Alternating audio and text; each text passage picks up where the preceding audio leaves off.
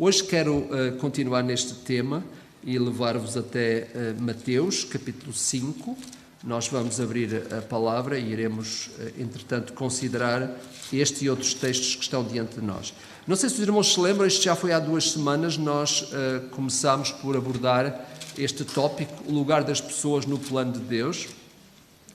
Eu simplesmente sinto que tem havido e há alguma confusão nos nossos dias a respeito daquilo que é o valor que Deus dá às pessoas. Às vezes é difícil para nós nos apercebermos do que é que está a acontecer à nossa volta e gostava de trazer à vossa memória aquilo que tem acontecido ou está a acontecer há cerca de 7 décadas, isto é, 70 anos. Tem havido um grande esforço para convencer-nos de que a terra em que nós habitamos não tem expressão perante a grandeza do universo. Também nos tem sido dito que os habitantes da Terra, o ser humano, tal como ele é conhecido, tem pouca relevância perante a possibilidade de sermos vizinhos de outros seres mais evoluídos noutros planetas. A maioria dos cristãos tem olhado para estas informações científicas acreditando à grandeza de Deus e à sua poderosa mão todos esses feitos. Mas, na verdade, por trás de toda esta informação existe o objetivo de desvalorizar o ato criativo de Deus e de valorizar o ser humano tal como Deus o vê. Uma das perguntas que me tem incomodado ao longo de uma boa parte da minha vida é esta pergunta: faz sentido o Filho de Deus deixar o seu lugar na eternidade para vir morrer pelo humano criado, se este ser humano não fosse importante para Deus? Já fizeram esta pergunta a vocês? Se acham que ela não se encaixa muito bem, peço desculpa por isso. Quando chega aos meus ouvidos esta ideia de que, afinal de contas, nós não somos assim tão importantes, porque existem até seres noutros planetas, o planeta Terra não é assim tão importante porque existe um universo tão grande à nossa volta. Nós não nos apercebemos que há uma intenção por trás de desvalorizar aquilo que na verdade é o ser humano enquanto pessoa, sendo ele criado por Deus, e também desvalorizar o lugar que nós habitamos, o planeta Terra, que foi onde Deus nos colocou. E por isso esta pergunta tem feito algum sentido na minha vida. Se realmente não somos importantes para Deus, ou se existem coisas mais importantes para Deus, faz sentido que o Filho de Deus tivesse descido do céu à terra para morrer pelos pecadores como eu? Esta pergunta faz sentido para mim. Deus, sendo o dono de todo o universo, por que razão é que Ele vive preocupado com este planeta tão pequeno? Segundo a descrição científica que chega até nós. Pois se a Terra é apenas uma expressão tão pequena de um universo gigantesco, por que razão o Filho de Deus veio morrer? Por seres tão insignificantes como os humanos que habitam este pequeno ponto do universo? Na minha cabeça esta pergunta tem muita lógica. Porquê? Porque a maioria dos cristãos ainda não se apercebeu que, ao sermos levados para a grandiosidade científica que dizem existir para além de nós acabamos por desvalorizar a terra em que nós habitamos, e muitos ainda não se aperceberam que, ao falarmos sobre a possibilidade de haver noutros planetas, até mesmo a declaração de sermos visitados por habitantes de outros planetas, nos faz sentir que, afinal, nós, seres humanos, provavelmente não temos o valor que Deus diz que temos. Alinhando isto com aquilo que nós temos estado a pregar sobre este assunto, no último sermão que falámos, e dissemos que a consequência do pecado humano afetou toda a criação de Deus. Mas continua a ser com o ser humano que Deus procura comunhão, curiosamente. De tal forma que, quando Deus precisou estabelecer as leis que regulariam o relacionamento dele com o seu povo, o povo escolhido, ele orientou esse relacionamento em 3 direções. Isto nós vimos no último sermão, quando analisámos Êxodo capítulo 20, verso 1 a 17. Quando observarmos com atenção os 10 mandamentos, eles incidem a sua atenção prioritariamente em Deus, em nós mesmos e nos outros. Os 3 primeiros falam do relacionamento com Deus: não terás outros deuses, não terás imagens de escultura diante de mim, e também não tomarás o nome do Senhor teu Deus em vão. O quarto e quinto mandamentos incidem sobre o relacionamento que nós devemos ter connosco mesmos. Observar o dia do descanso e honrar o pai e a mãe. E os últimos 5 mandamentos, curiosamente, incidem na relação com o próximo. Não matarás, não adulterarás, não roubarás, não dirás falso testemunho, não cobiçarás. Ao necessitar de estabelecer estas orientações sobre o seu povo, Deus deixou bem claro quais eram as fontes de relacionamento do ser humano que tinha sido criado. Com Deus, consigo mesmo e com os outros. Nos mandamentos, Deus está a dizer ao povo que as pessoas são a parte relacional, prioritária no seu grande plano. O ser humano é um ser social e, por isso, a sua relação com toda a criação é importante. Contudo, as pessoas são as principais fontes do relacionamento do ser humano. Com Deus, com os outros e connosco próprios. Os 10 mandamentos, curiosamente, são um combate ao ego, porque neles eu não me vejo somente a mim. Vejo Deus e vejo os outros. Os 10 mandamentos são, acima de tudo, a expressão das qualidades relacionais que nós encontramos na Trindade, isto é, em Deus.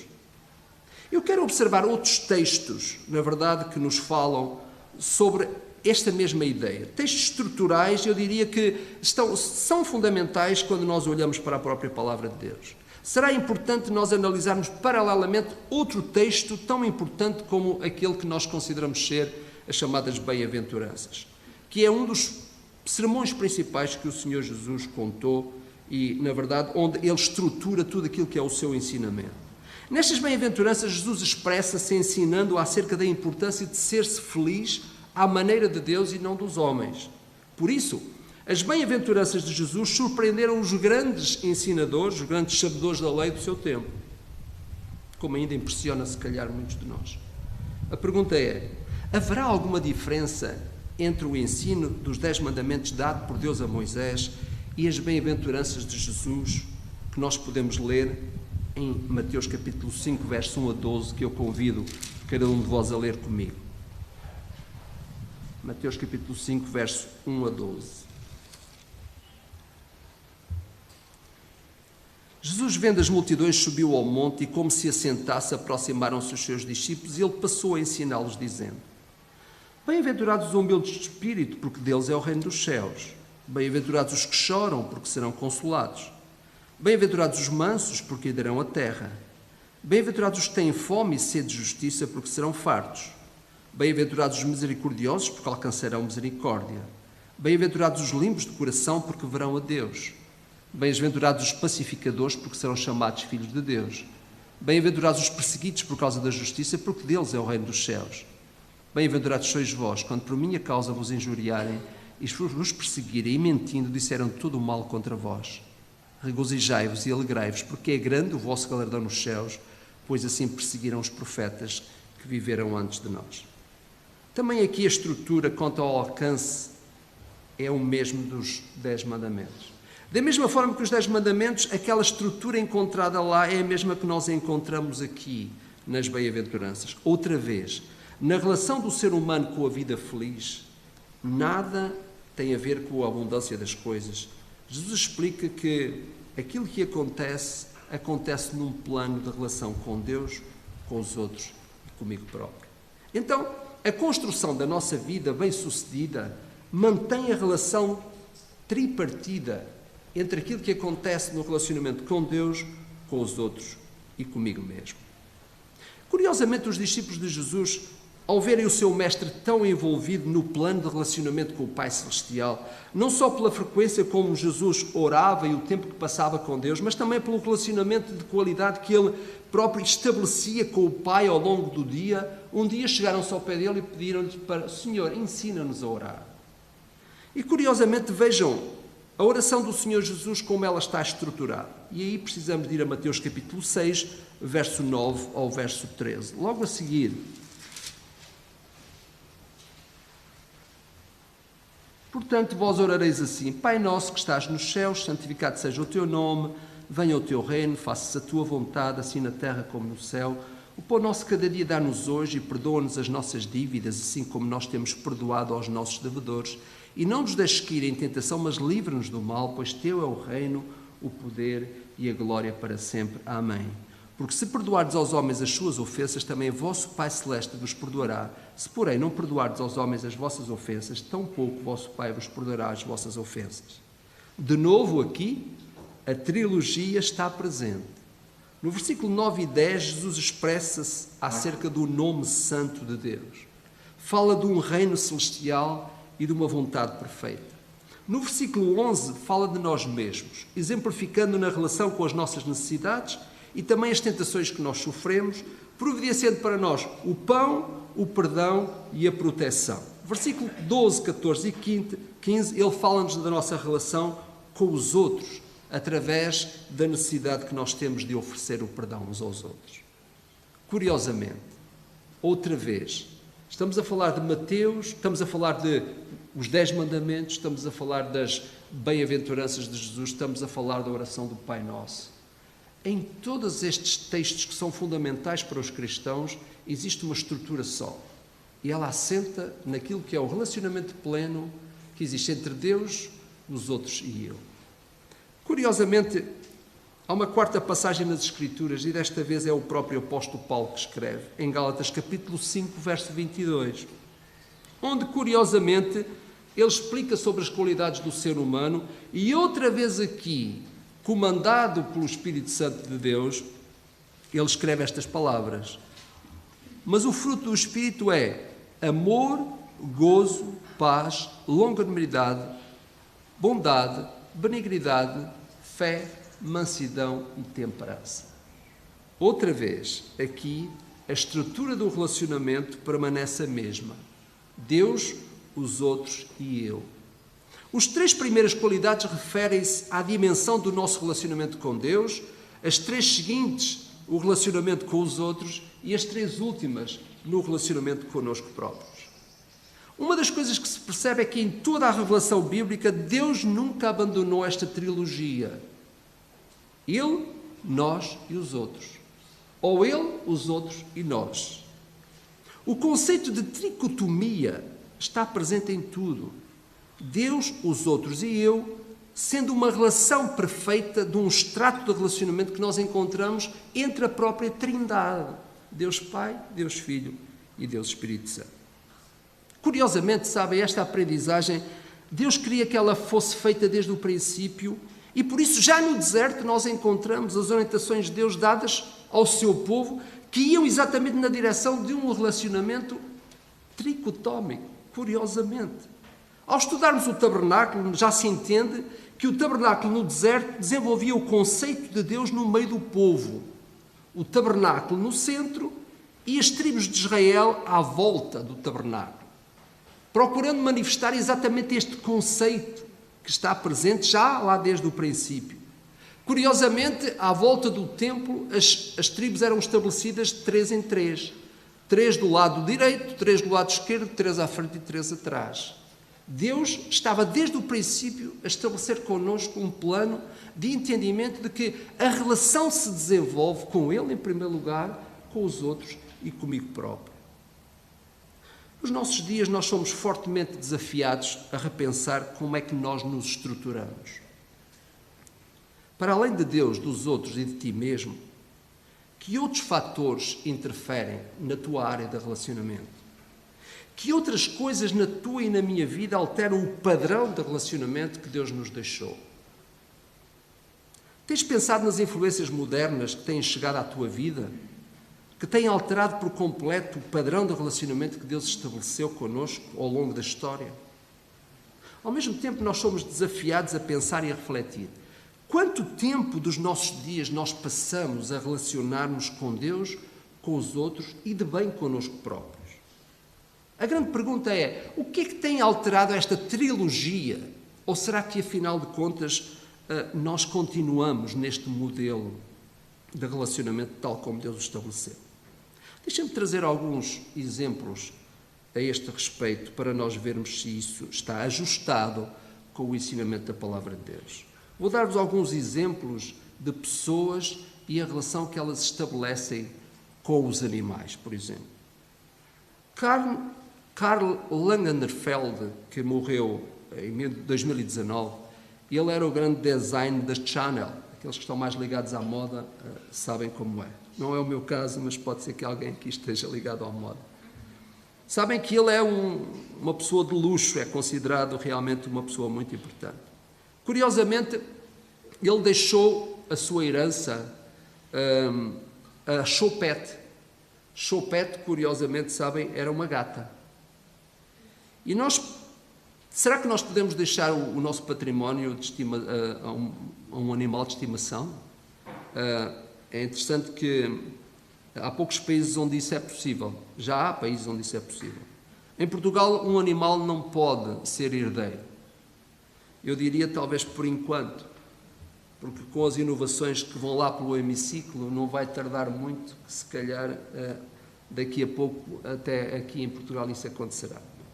Sabe que os gatinhos Troy e Tiger passaram por uma triste perda quando a dona deles, uma escritora bastante famosa, Ellen Frey-Wouter, ela morreu aos 88 anos em Nova Iorque, e é interessante que eles estão incluídos no testamento que ela deixou. Sem filhos, ela reservou um fundo especial para os bichinhos de estimação, no cerca de $300.000.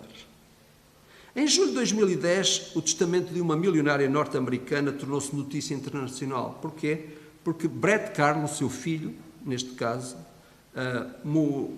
ficou chocado quando constatou que o testamento que a sua mãe tinha deixado realmente só lhe deixava $1,7 milhões, enquanto que aos seus 3 cachorros deixou 21 milhões. Ele ainda tentou entrar na justiça a ver se conseguia ganhar a causa, mas de facto não conseguiu. Ainda mais, uma delas era uma chihuahua que tinha o nome de Conchita, foi agraciada, porque inclusivamente até recebeu um colar de pérolas, um closet cheio de roupas, direito a visitas ao spa e ainda um próprio Cadillac. Interessante, não é? Em 2015, a cachorrinha maltês de 3 anos, a Mia, recebeu a herança equivalente a $4 milhões depois da morte da sua dona. Roseanne Bolsany morreu aos 60 anos. Ela tinha confidenciado que a sua cachorrinha foi um presente de Deus. E como os seus filhos já estavam bem-sucedidos na vida, ela gostaria que a Mia continuasse a levar uma vida generosa.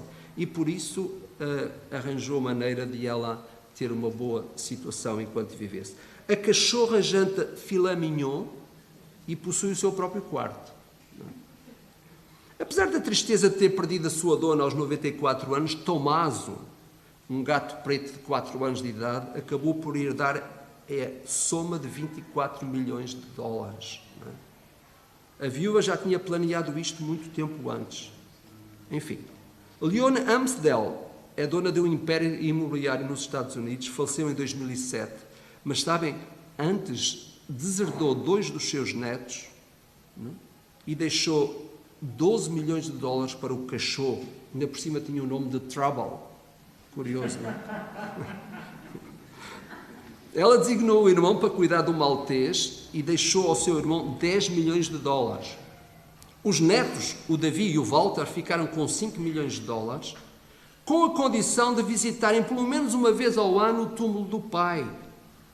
Já os netos Craig e Megan acabaram sem absolutamente nada, por razões que eles conheciam, diz ela no testamento.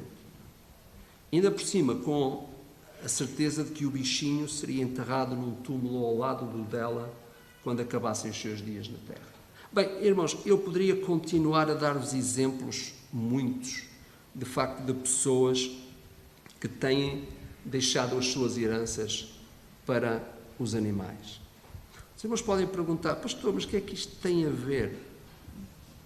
É que realmente, sem nós nos apercebermos, a estrutura de relacionamento mudou de alguma forma na relação que as pessoas estabelecem com a vida. Curiosamente, às vezes passa despercebido, nós até achamos absurdo como é que isto acontece. Sabem que os cães, na cultura judaica, nos tempos bíblicos, eram animais quase impuros, tanto quanto os porcos, que nós sabemos que também havia este sentimento em relação a isso. Os cães e os outros animais hoje estão enxertados na cadeia de relacionamentos. que as pessoas têm, de alguma forma interferindo naquilo que é a trilogia estabelecida por Deus, que diz que é Deus, os outros e eu. Eu peço desculpa se já alguma vez contei esta história, mas eu estive numa igreja há uns anos atrás e havia uma irmã que tinha muita dificuldade de chegar ao hospital. Ela precisava de chegar ao hospital muito cedo e era preciso apanhar vários transportes, ela não tinha maneira de chegar lá. Então eu lembro que eu soube que ela na segunda-feira precisava de estar às 7 horas lá no hospital e então no domingo eu fiz um apelo lá na igreja para ver se havia alguém que tinha hipótese de poder levar a irmã lá ao hospital para ela não ter que apanhar tantos transportes. Era uma irmã já com uma certa idade. Curiosamente, depois perguntei, na segunda-feira, a esta irmã se alguém a tinha ajudado. Nós vivíamos a 70 e tal quilómetros de distância e então ninguém se tinha oferecido. Eu fiquei bastante triste porque pensei, será que não há ninguém que conseguisse de alguma forma ajudar esta irmã?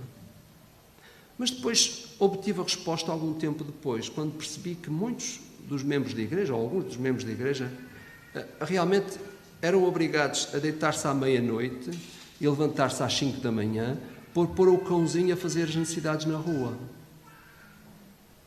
Eu pensei, aqui há uma coisa que não bate certo.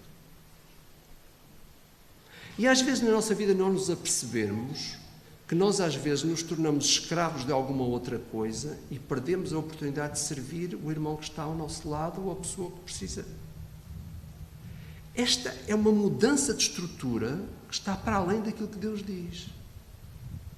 Às vezes nós não nos apercebemos que nós alteramos este triângulo, esta trilogia, na maneira como gerimos a nossa própria vida. Rompemos o triângulo de relacionamentos que Deus estabeleceu. E as consequências não vêm só sobre nós, elas vêm também sobre os outros, as outras pessoas. Reparem, eu não estou aqui a ter um discurso, não é, contra animal, nada disso, entendam. Eu até já sofri bastante em ter 2 gatas em casa ao mesmo tempo, não é? Tínhamos que realmente satisfazer a necessidade dos nossos filhos. E foi um sacrifício para mim, podem crer. Não sou propriamente daquelas pessoas que convivem bem com os animais perto, não é? A galinha só no prato e o porco também, não é? Então, mas o que eu estou a dizer não é nada contra aqueles que têm um gosto especial pelos animaizinhos. O que eu estou a perceber é que, sem nós percebermos, alguma coisa está a mudar a estrutura daquilo que é a forma como Deus pede que nós vivamos a vida e o projeto de vida que Ele tem para nós. Falemos agora sobre o segundo exemplo, a tecnologia. Eu aqui realmente não quero ser injusto ao mencionar o que quer que seja. Cada um de nós sabe, tem a noção do que a tecnologia é e como é que ela interfere. Como é que a tecnologia alterou esta trilogia entre Deus, os outros e eu, além dos animais? A tecnologia, na verdade, deixou de medir as relações humanas para tornar-se um elemento relacional. Hoje já se fala em certas máquinas dizendo que elas têm camadas de sentimentos. É assim que hoje se está a falar acerca de algumas máquinas. Aliás, nós já estamos a deixar a era do touch, não é? Para entrar na era da voz. Com este carro que nós temos agora, curiosamente, apesar de ter 5 anos, ele é fixe, porque quando eu quero telefonar para alguém, eu até só falo, não é? Vocês são capazes de pensar que eu tenho um Alfa Romeo, mas não tenho, não é? Está ali, não é? Então, esta ideia é interessante, quer dizer, eu pronuncio o nome e o sistema de comunicações começa a fazer a chamada. Que coisa interessante, não é? Se calhar vocês vão querer também. Basta comprar um carro com 5 anos, já tem, está bem? Isto é o que é que acontece? Dentro de pouco tempo, metade das nossas interações será através do uso da voz para ativar os dispositivos. Quando isto acontecer, nós vamos passar a maior parte do tempo a falar com máquinas e cada vez menos com pessoas. A sociedade vai entrar num plano de hiperconexão. Essa hiperconexão vai resultar na solidão na vida real e desencadear processos patológicos depressivos. Aliás, já existem estudos nesse sentido. Por exemplo, há estudos que dizem que 87% das pessoas já não sabem identificar o que leem ou o que ouvem, se é verdade ou não é. Curiosamente. O monitoramento digital, por exemplo, é uma linguagem universal. Num grupo de pessoas inquiridas, 35% sentem-se sem privacidade, mesmo quando estão sós. Curiosamente. O MIT criou um carro que identifica o humor das pessoas. É interessante que às vezes há alguns irmãos queridos que em certos domingos me perguntam se eu estou zangado. Então, com um aparelho assim ligado ao ecrã gigante, todos ficavam a saber o estado emocional do pastor aos domingos. Vejam a utilidade disto. O Walmart, por exemplo, uma rede de supermercados muito forte lá nos Estados Unidos, patenteou um carro de supermercado que, entre outras coisas, analisa a informação de saúde da pessoa, como o batimento cardíaco, etc, etc, e várias coisas. Bom, quanto ao smartphone, por exemplo, 36% de um número de usuários passa mais de 5 horas a interagir com o aparelho. Há aqui alguém que passe 5 horas a interagir com pessoas? Se calhar não. Sabem que existe um filósofo e psicanalista argentino e que ele fez um estudo acerca do sistema de posicionamento global, aquilo que nós chamamos de GPS. Foram feitos estudos em motoristas de táxi em Paris e em Londres, ambas cidades com bastante movimento e bastante labirínticas, como assim se pode dizer. Enquanto os taxistas de Londres trafegam orientando-se, os parisienses sistematicamente usam o GPS. Após um período de 3 anos, foram feitos testes psicológicos demonstrando que o chamado núcleo subcortical do cérebro, responsável por mapear a noção do tempo e do espaço, atrofiou no caso dos taxistas parisienses. Isto quer dizer o quê? Que eles foram afetados por uma espécie de dislexia que os impedia de raciocinar por meio do tempo e do espaço. Isto é chamada colonização, isto é a área do cérebro que está atrofiada por causa de uma função que foi relegada, que foi substituída, não é? E que no lugar não houve nada. Sabem que o cérebro humano nunca foi tão estudado como nas últimas décadas?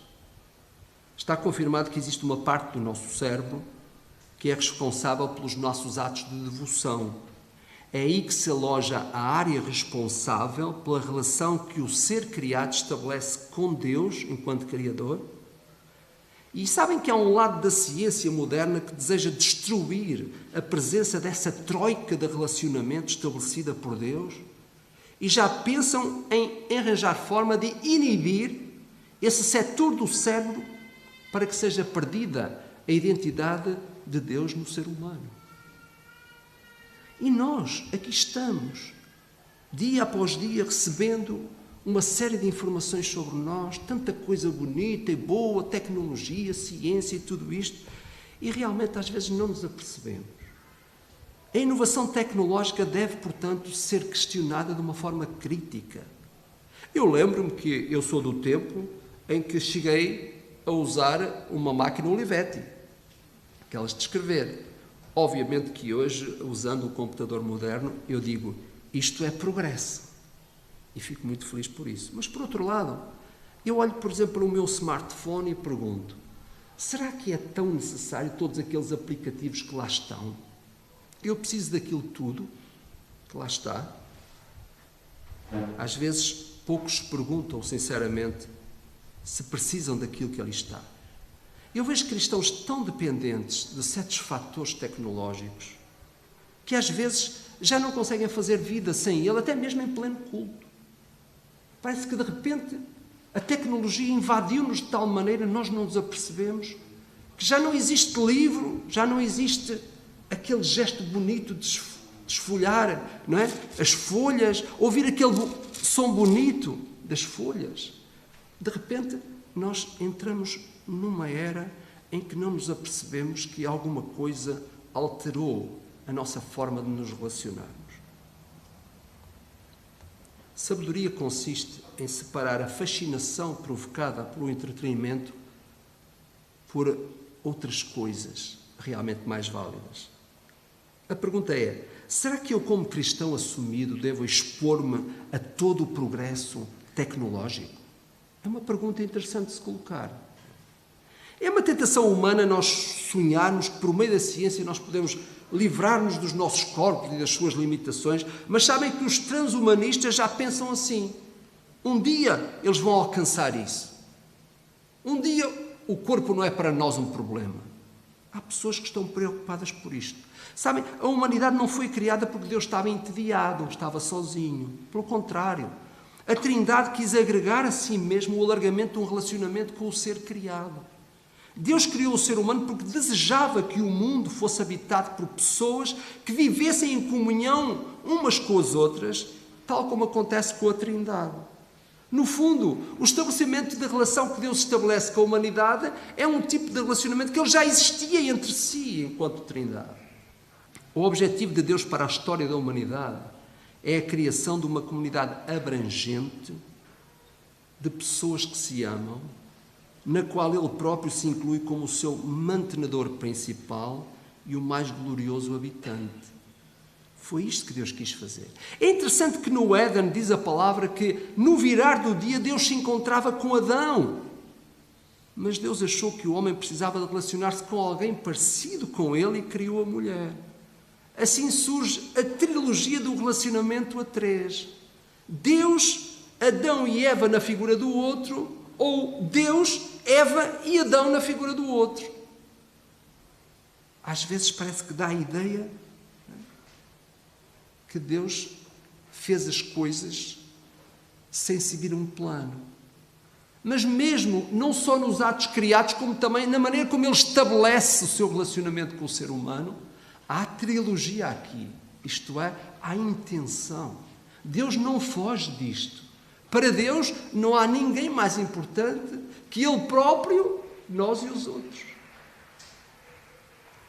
Plantinga era um teólogo, escritor americano que foi presidente de um seminário bastante importante nos Estados Unidos. Ele diz isto: no centro do universo, o amor incondicional é a moeda dinâmica da vida trinitária de Deus. As pessoas da Trindade exaltam-se umas às outras, conversam umas com as outras, submetem-se umas às outras. Cada pessoa, por assim dizer, abre espaço para as outras duas. Na relação entre a Trindade, cada pessoa chama a atenção para a outra. O Pai andou séculos a chamar a atenção para o Filho, apontado como o Messias que havia de vir. Jesus, ao longo da sua vida, chamou a atenção para o Pai e para o Espírito Santo. E o Espírito Santo, entrando em cena na história humana, chamou a atenção para o Filho e para o Pai. Esta é a trilogia perfeita que o próprio Deus categoriza no plano da sua relação com a humanidade, que foi criada à sua imagem e semelhança. Sabe, a ciência dos números e a lógica matemática deixa de existir numa relação de amor e de perfeita unidade. É por isso que Deus nos diz que no casamento dois passam a ser um. Foi por isso que em Atos dos Apóstolos, a certa altura, os primeiros cristãos tinham tudo em comum. Numa relação de amor e de perfeita unidade, a ciência dos números cai, ou deve cair. O que aparece, na verdade, ou deve aparecer, é a trilogia. É Deus, os outros e eu.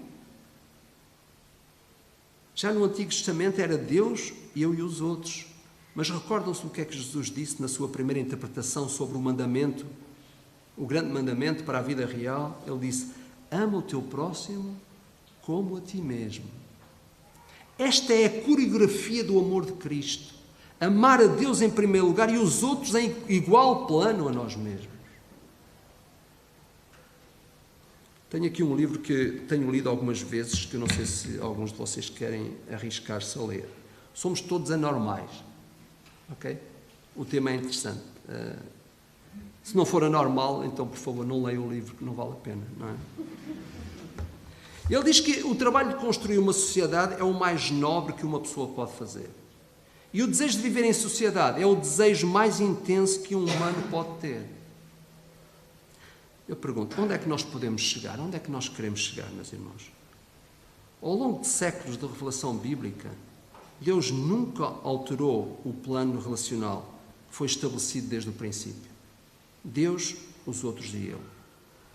O ser humano continua interessado, isto é, Deus continua interessado em salvar os pecadores da morte eterna. O ser humano não foi desvalorizado diante de Deus. Pelo contrário, a morte do seu filho valorizou a necessidade do ser humano se reencontrar com o Salvador Jesus. Igualmente, o outro é importante como eu sou importante. Esta trilogia não pode ser quebrada sem que seja quebrada a importância do lugar de cada um de nós no plano de Deus. Agora reparem, os governos deste mundo estão destituídos do plano e da vontade de Deus. Eles estão comandados por uma visão globalista do universo, continuam em busca da sabedoria que o diabo prometeu lá no Éden, ainda querendo ser iguais a Deus, preocupando-se em ir para além do jardim onde Deus nos colocou e olhando para o ser humano como o mais um. Para Deus, o mais simples do ser que habita a terra, ainda que ninguém o conheça, é importante estar encaixado no grande plano salvador do Messias. Que coisa maior nas nossas vidas tem trazido, que nos tem incomodado a relação a três que Deus estabeleceu? De que forma é que a tua cosmovisão da vida está alterada? O que é que terá ocupado o lugar mais importante que Deus, o primeiro? O que é que terá ocupado o lugar seguinte a Deus, em igualdade contigo? O que é que tirou o lugar de Deus nas nossas vidas? O que é que tirou o lugar dos outros nas nossas vidas? Eu vejo pessoas mais amigas dos animais que do próximo, criado à imagem e semelhança de Deus. Eu vejo representações da tecnologia a ocupar a atenção que devia ser conduzida para os outros. Bolas, onde é que nós estamos? Não nos apercebemos. A maioria dos seres humanos ainda não se apercebeu que no dia 5 de julho de 1996 foi um dia histórico que deve ter ficado registado no céu para a tristeza de Deus. O homem ultrapassou os limites desse seu desejo de ir além daquilo que Deus tinha imposto ao clonar a chamada Dolly, uma ovelha. Não vos chama a atenção por ser uma ovelha? Interessante, não é? Porquê? Não foi um porco, não foi outra coisa qualquer. Viveu 6 anos e sabe o que aconteceu? Foi abatida. Isto é, o que aconteceu foi que foi feita eutanásia, claramente. Para evitar a morte, curiosamente, por uma infecção pulmonar incurável. Não deixa de ser interessante que, tendo sido clonada, foi praticada eutanásia, morte antecipada. Isto não diz nada? Afinal de contas, depois disso, a ambição do homem tem sido querer sair da cadeia animal para clonar humanos. A trilogia tem sido quebrada, meus irmãos. E o ser humano quer ser senhor de si mesmo e ignorar Deus. Por essa razão, os senhores deste mundo não dão valor ao ser humano enquanto ser humano. Fingindo ser muito importante a vida humana, contudo preocupam-se mais com o planeta do que com as pessoas, como se estivessem muito interessados em viver por cá há muito tempo. Aliás, alguns já estão a tentar criar paraísos fictícios no espaço, como se pudessem fugir de Deus. Sabem, quem está perdido jamais pode encontrar caminho para guiar o outro. É o caso do ser humano sem Deus. Como aplicar isto a cada um de nós?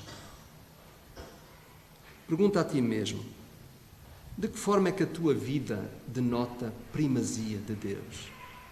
Deus primeiro. Em quem está a tua verdadeira devoção? Há alguma coisa de que dependas mais do que Deus, dos outros? De que forma os outros são valiosos na tua vida? No campo das relações, da ajuda, da entrega, da vivência? Que coisas interferem na tua área de relacionamento com Deus e os outros? Pode ser que nós não nos sintamos afetados por aquilo que está a acontecer à nossa volta. Mas há uma coisa que eu tenho a certeza. Aquilo que está a acontecer à nossa volta pode não afetar-nos ao nível da consciência, mas, de facto, ele influencia a nossa maneira de estar. E a chamada de atenção é esta. Vale a pena voltar outra vez àquilo que é o plano de Deus que se vai permanecer para sempre. Porque se nós temos 1600 anos de revelação bíblica contida na Palavra de Deus, E desde o princípio ao fim, Deus nunca alterou o seu plano relacional, não é agora que o vai fazer com a ajuda da tecnologia ou de outra coisa qualquer. Também não me parece ser humano que nós, de repente, mudemos a nossa forma de estar nas coisas, na vida, e passemos a valorizar aquilo que Deus nunca valorizou. Por isso, é uma chamada de atenção para a reflexão da maneira como cada um de nós vive a vida hoje. Será que há alguma coisa mais que ocupa o lugar da tua vida, além de Deus e os outros?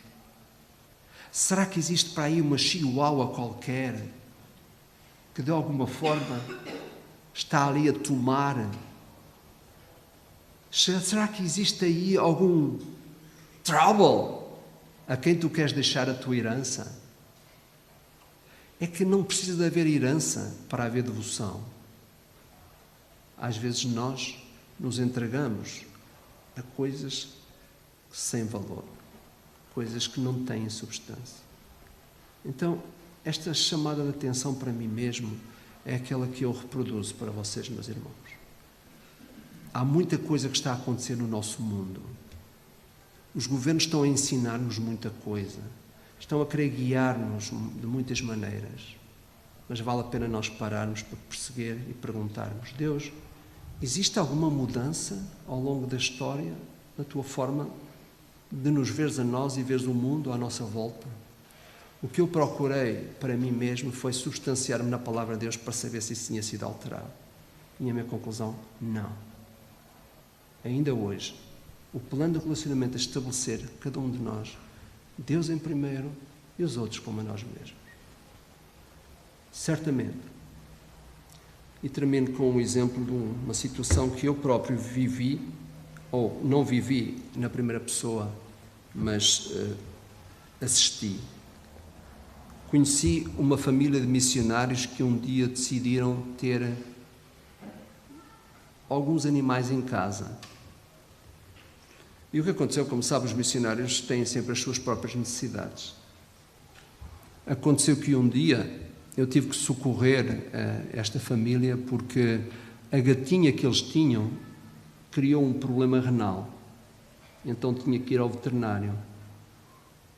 E foi ao veterinário e, de facto, tinha um problema de saúde tão grave que aquilo custava uma operação de 300 euros.